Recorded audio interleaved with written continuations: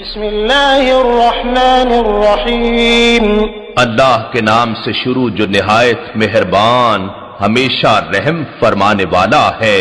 Well للمطففین الذین اذا اکتالوا علی الناس یستوفون واذا کالوهم او وزنوهم یخسرون۔ بربادی ہے ناپ تول میں کمی کرنے والوں کے لیے، یہ لوگ جب دوسرے لوگوں سے ناپ لیتے ہیں تو ان سے پورا لیتے ہیں، اور جب انہیں خود ناپ کر یا تول کر دیتے ہیں تو گھٹا کر دیتے ہیں۔ الا يظن اولئک انہم مبعوثون لیوم عظیم۔ کیا یہ لوگ اس بات کا یقین نہیں رکھتے کہ وہ مرنے کے بعد دوبارہ اٹھائے جائیں گے ایک بڑے سخت دن کے لیے، یوم یقوم الناس لرب العالمین، جس دن سب لوگ تمام جہانوں کے رب کے حضور کھڑے ہوں گے۔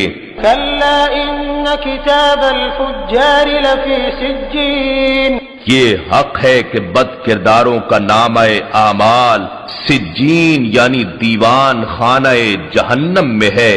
وما ادراک ما سجین کتاب مرقوم، اور آپ نے کیا جانا کہ سجین کیا ہے؟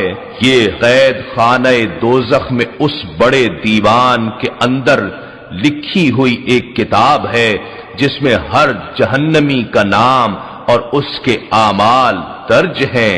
ویل یومئذ للمکذبین الذین یکذبون بیوم الدین، اس دن جھٹلانے والوں کے لیے تباہی ہوگی جو لوگ روز جزا کو جھٹلاتے ہیں۔